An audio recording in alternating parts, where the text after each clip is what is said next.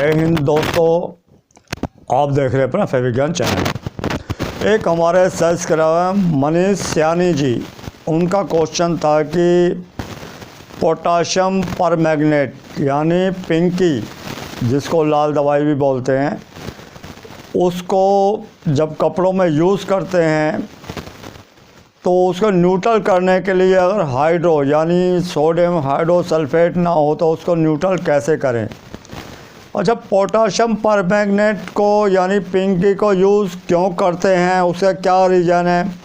ये एक तरह का ब्लीच ही होता है कि जैसे हाइपो है, ब्लीच है, उसी तरह ही होता है ये। लेकिन ये यूज़ कब किया जाता है, इसके कुछ अलग ही इससे, जो कि हाइपो और ब्लीच से अलग हटके है। एक तो ये डाइनम की जो पैंटें या कपड़ा कोई भी फेड करना हो उसके लिए यूज़ किया जाता है, ब्रांडेड जो कपड़े होते हैं डाइनम के, जीन्स के। दूसरा, कपड़ा वाइट गारमेंट कलरवर्शन हो जाता है, यानी पल्ले वाइट कपड़ों में कलरवर्शन कैसे होता है कि जब भी हम नया कपड़ा ख़रीदते हैं अनस्टिच यानी सिलाई से पहले, तो उसके अंदर उसके 3 शेड होते हैं। या तो हल्का सा वो पीलेपन पे होगा यानी नेचुरल पे, यानी जिसको वाइट ही बोलेंगे। एक दूसरा होता है कि उसमें हल्का सा नीलापन यानी रानीपाल एस। तीसरा होता है हल्का सा पिंक यानी रानीपाल HI। ये ऑप्टिकल वाइटनर होता है। उसी तरह जब कपड़ा हमारा प्रिंट किया जाता है या वॉश किया जाता है तो उसको ज़्यादा वाइट करने के लिए उस पर ऑप्टिकल वाइटनर, जिसको OBA बोलते हैं, वो लगा दिया जाता है। तो उसका कारण क्या होता है कि जब सनलाइट में देखते हैं, सूरज की लाइट में देखते हैं, तो कपड़ा कुछ और दिखाई देगा और उसको ट्यूब लाइट में देखेंगे तो कुछ और दिखाई देगा। तो ये जो चीज़ें होती हैं आँखों का भ्रम, जब हम इसको टेस्टिंग मैचिंग बॉक्स में देखते हैं, जो लाइटें लगी होती हैं, एक तरह का कपड़े को मैच करने का मैचिंग बॉक्स में देखता है, तो वो परफेक्ट उसका पता लग जाता है कि इस पे OBA यूज़ किया हुआ है। इंडस्ट्री में OBA यानी ऑप्टिकल वाइटनर यूज़ नहीं किया जाता ज़्यादातर कंट्रियों में।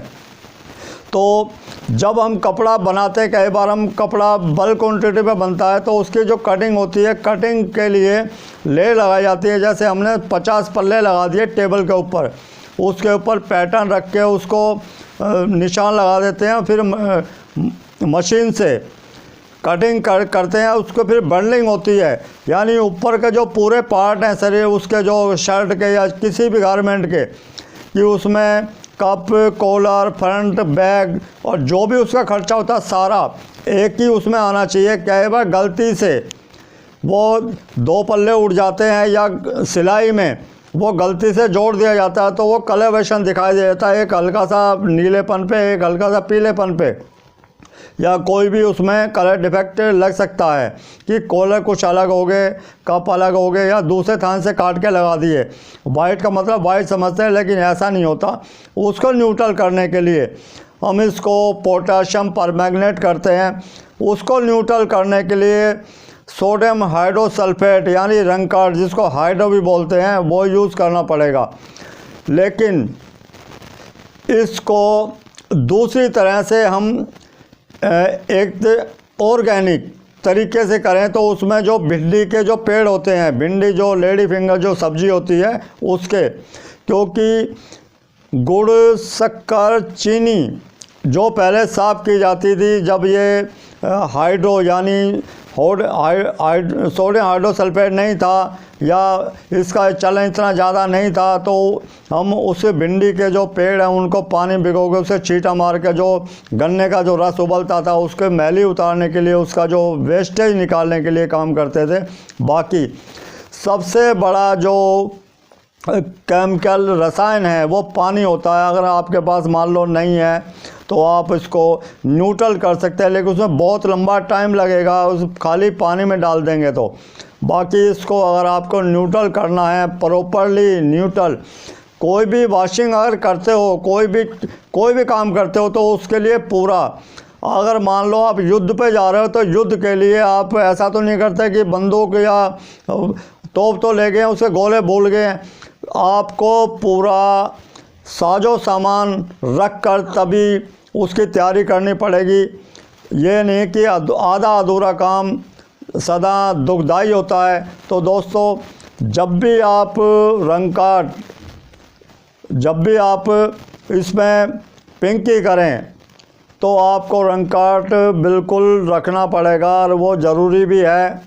रंग कार्ड को रखने का तरीका क्या है कि जब उसको यूज़ करें उसको बंद डब्बे में रखें, उसको हवा नहीं लगनी चाहिए, जहाँ उसकी स्मेल ख़त्म हो जाती है, क्योंकि बहुत ज़्यादा दुर्गंध होती है इसमें रंग कार्ड के अंदर। जबकि पिंकी के अंदर कोई जो पोटेशियम परमैंगनेट में कोई उसमें स्मेल नहीं होती, और ना उसका पानी के अंदर प्रतिक्रिया कोई भी नहीं करता। लेकिन जो हाइड्रो में बहुत ही ज़्यादा एक स्मेल होती है। जब भी इसको यूज़ करें मुंह पे मास्क होना चाहिए, क्योंकि ये इतनी इसकी गंध होती है, हमारी पाचन क्रिया को दूषित कर सकता है।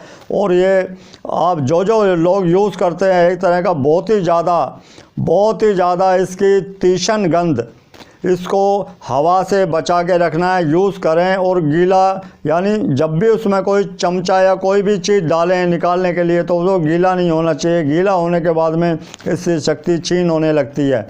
तो दोस्तों, कोई भी काम किया जाए परफेक्टली किया जाए, क्योंकि ये आधा अधूरा काम मुझे नहीं आता। क्योंकि काफ़ी लोगों के क्वेश्चन आते हैं कि सर ये नहीं हो रहा और वो नहीं हो रहा, कि एक कपड़े पे दूसरे कपड़े का कलर चढ़ जाए तो उसके लिए क्या करें। उसी तरह हमारे एक सब्सक्राइबर हैं, उनकी एक कपड़े पे, जॉर्जेट के कपड़े पे या किसी भी कपड़े पे, एक कपड़े से दूसरे कपड़े पे कलर चढ़ जाए। मैंने आपको बार बार बताया कि ऐसा हो जाता है, तो उसके लिए आप अनुपम यूज़ कर सकते हैं, यानी डिमेथिल फॉर्मामाइड यूज़ कर सकते हैं। हाइड्रोजन पेरोक्साइड 50% का, और साथ में मीठा सोडा यूज कर सकते हैं।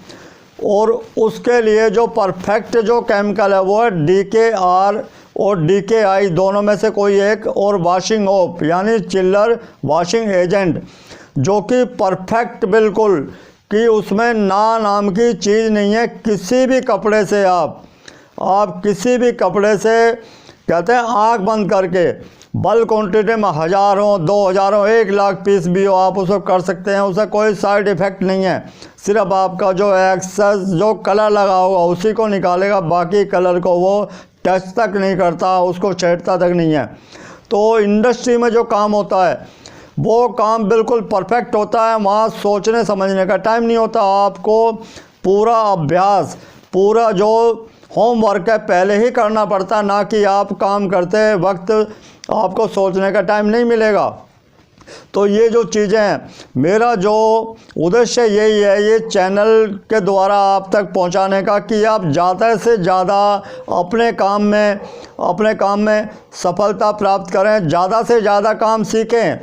और करना आपको खुद ही पड़ेगा, क्योंकि कोई भी चीज़ किसी के दिमाग में नहीं डाल सकता। ये सीखना आपको पड़ेगा, मेहनत आपको करनी पड़ेगी। आप तक सिर्फ हम क्लू, सांकेतिक भाषा में आपको जागरूक कर सकते हैं, बाकी करना सब आपको ही है। बाकी पुराने कपड़ों पे या वेस्ट कपड़ों पे आप एक्सपेरिमेंट करते रहें। और इस व्यवसाय के अंदर, इस बिजनेस में अगर आपको रहना है तो आपको ये सारा काम करना पड़ेगा। आप किसी छोटे कस्बे में हैं या किसी गांव में हैं, बड़े शहर में हैं, या पूरे वर्ल्ड के किसी भी कोने में हैं, आपको ये जो चीज़ें हैं, नई टेक्नोलॉजी को आपको अपनाना ही पड़ेगा इस व्यवसाय में रहने के लिए। तो दोस्तों, क्वेश्चन काफ़ी हैं, जैसे जैसे वक्त मिलता वैसे वैसे मैं आपसे जो आपके क्वेश्चन हैं उनको लेने की कोशिश करूँगा। बाकी जितनी नॉलेज है मुझे वहाँ तक मैं आपको समझाने की, बताने की बेशक प्रयास करूँगा। तो कोरोना वायरस से आप रहें बिल्कुल सुरक्षित। बाकी कपड़े के विषय में कोई भी आपका क्वेश्चन हो आप मुझसे शेयर कर सकते हैं। मिलते हैं दोस्तों ब्रेक के बाद। जय हिंद, जय भारत।